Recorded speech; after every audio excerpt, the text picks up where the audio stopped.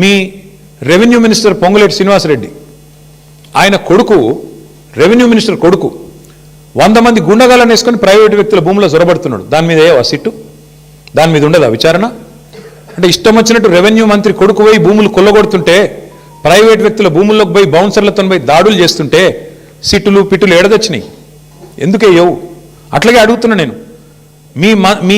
మీ సన్నిహిత అనుచరుడు రోహిన్ రెడ్డి పారిశ్రామికవేత్త తలకు తుపాకీ పెట్టిండు అని నేను చెప్పుడు కాదు, మీరు చెప్పుడు కాదు, మీడియా చెప్పుడు కాదు, మంత్రి గారి కుమార్తె చెప్పింది. మీ క్యాబినెట్లో ఉన్న మంత్రి గారి కుమార్తె చెప్పింది.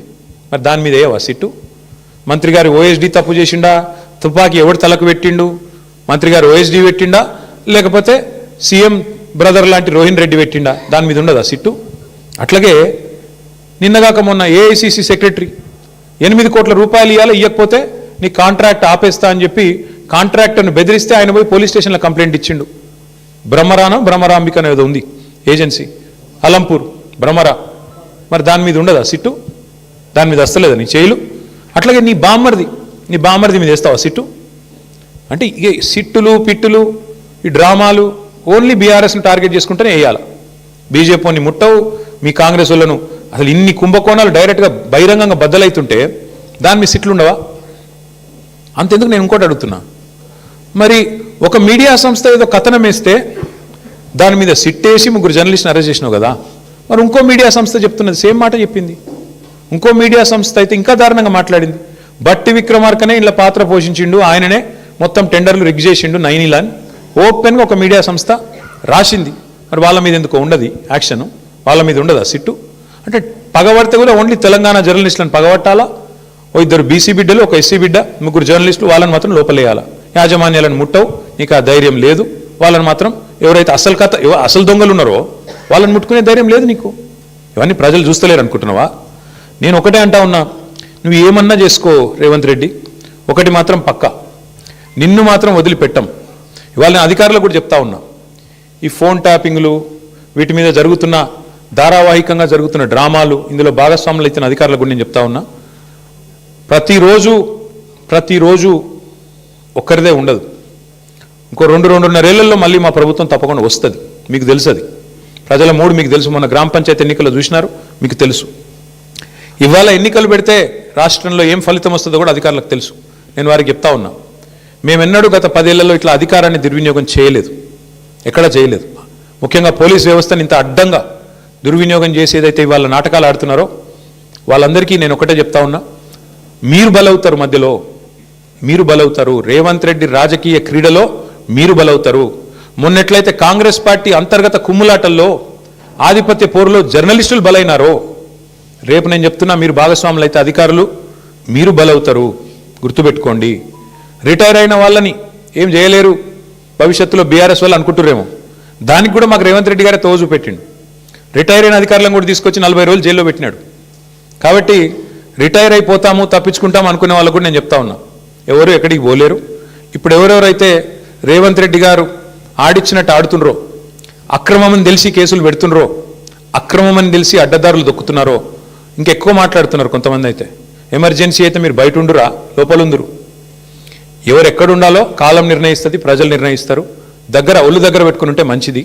ఈ టైప్లో ఆయన ఆడిచ్చినట్టు ఆడితే మాత్రం మీకు కూడా తప్పకుండా భవిష్యత్తులో మరి చట్టపరంగా న్యాయపరంగా మీకు కూడా ఇబ్బందులు ఉంటాయి. గుర్తుపెట్టుకోవాలని చెప్పి కూడా అధికారులకు చెప్తూ, ఈ డైవర్షన్ డ్రామాలు మేము పట్టించుకోం. హరీష్ రావు గారు బ్రహ్మాండంగా పోతారు. ఆయన ఏమడిగినా సమాధానం చెప్పడానికి ఆయన రెడీగా ఉన్నారు. ఎన్నిసార్లు పిలిచినా పోవడానికి రెడీగా ఉన్నాం. చట్టము, ధర్మము, న్యాయం ఈ దేశంలో ఇంకా బతికుంది. రాజ్యాంగం పట్ల మాకు నమ్మకం ఉంది. మా నాయకుడు కేసీఆర్ నేర్పించిన నీతి మాకు అది. కాబట్టి ఎవ్వరు భయపడం, మా కార్యకర్తలే భయపడతలేరు, మేమెందుకు భయపడతాం?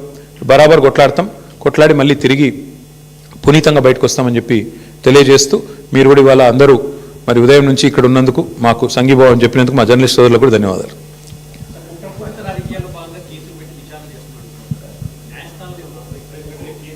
ఇప్పుడు న్యాయస్థానాల్లో ఆల్రెడీ కాళేశ్వరం విషయంలో ఆశ్రయించాము.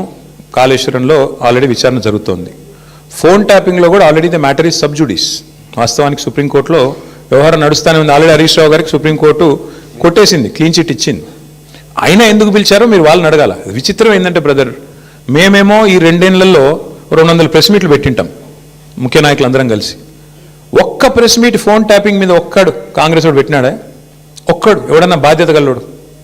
ఎవరన్నా ఒక్కరు చెప్పాలి కదా అసలు ఏంటి కేసు, ఎవరి మీద ఆరోపణ, ఏంటి ప్రూఫ్? ఒక్కరు పోనీ పోలీసు వాళ్ళన్నా చెప్పన్నా? ఏది లేదు, అంతా లీక్ల మీదకెళ్ళి నడిపిస్తున్నారు.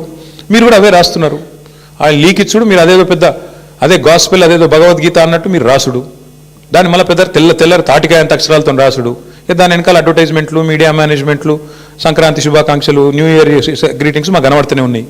ఎజెండా డ్రివెన్ పాలిటిక్స్ నడుస్తోంది. విచారణ పూర్తి కాలేదు కాబట్టి చెప్తున్నా బ్రదర్, అందుకే న్యాయం ధర్మం ఉందని చెప్తున్నా. బరాబర్ కొట్లాడతాము, బరాబర్ న్యాయస్థానాన్ని ఆశ్రయించి 100% విచారణ పూర్తి కాలేదంటే ఆయన హరీష్ రావు గారికి ఆల్రెడీ క్లీన్ చిట్ ఇచ్చింది కదా సుప్రీంకోర్టు. ఆయన మీద ఫోన్ ట్యాపింగ్ విషయంలో ఆధారాలు లేవని కొట్టేసింది కదా, మర్చిపోయినరా మీరు? వీళ్ళు కోట్లాది రూపాయలు ఖర్చు పెట్టి లాయర్లను పెట్టుకున్నా కొట్టవతల వారేసిండు కదా. హరీష్ రావు గారి మీద ఎందుకున్నది?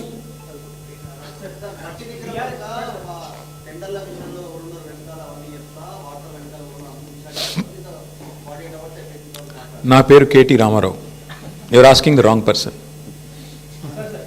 ఏమవుతుంది అన్నది లేదు, దొంగలు కాచి ఉల్లు పంచుకుంటున్నారు. ఒక ఆయన మిస్టర్ 20%, ఒక ఆయన బ్యాగ్ మ్యాన్. 2 బ్యాగులు పంపిండేమో, ఏముంటుంది అందులో పెద్ద దాచిపెట్టేది ఏముంది, ఇలా పెద్ద తెలివని ముచ్చటేముంది. బ్యాగులు పంచుకొని పదవులు కాపాడుకునే బ్యాచ్ అది, దండుపాలెం బ్యాచ్. ఒక ఆయన 20%, ఒక ఆయన 30%. ఏమున్నది? ఈ దేశంలో అందరికీ తెలుసు బ్రదర్, కాంగ్రెస్ అంటేనే స్కామ్ గ్రేస్. వాళ్ళు చేసే దుర్మార్గ పనుల నుంచి, వాళ్ళ కమిషన్లు, వాళ్ళ దందాల నుంచి దృష్టి మరల్చేందుకే ఇక మా మీద వేసే ఈ ఎంక్వైరీలు, కమిషన్లు, అది కథ.